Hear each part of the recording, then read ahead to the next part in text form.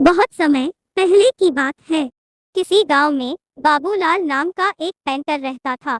वो बहुत ईमानदार था, किंतु बहुत गरीब होने के कारण वो घर घर जाकर पेंट का काम किया करता था। उसकी आमदनी बहुत कम थी। बहुत मुश्किल से उसका घर चलता था।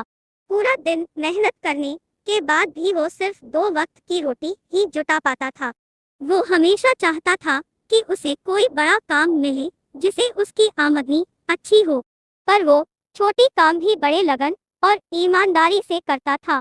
एक दिन गांव के जमींदार ने बुलाया और कहा, सुनो बाबूलाल, मैंने तुम्हें यहाँ एक बहुत जरूरी काम के लिए बुलाया है। क्या तुम वो काम करोगे? बाबूलाल, जी हजूर, जरूर करूँगा।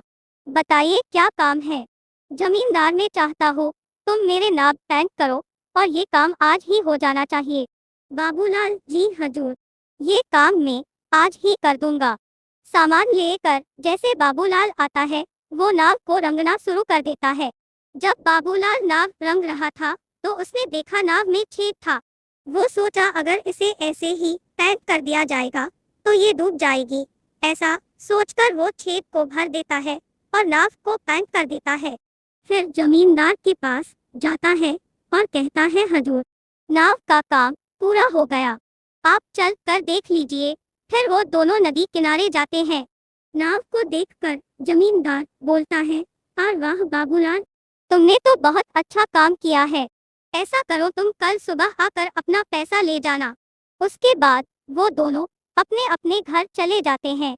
अगले दिन जमींदार के परिवार उसी नाव में नदी के उस पार घूमने जाते हैं।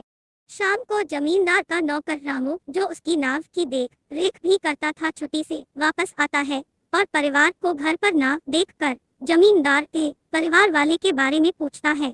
जमींदार उसे सारी बात बताता है।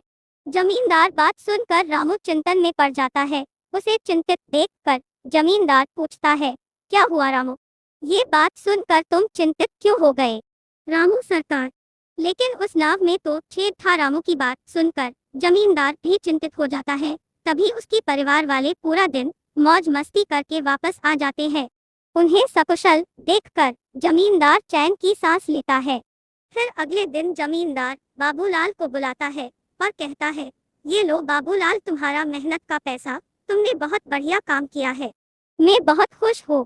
पैसे गिनने के बाद बाबूलाल हैरान हो जाता है, क्योंकि वो पैसे ज्यादा थे।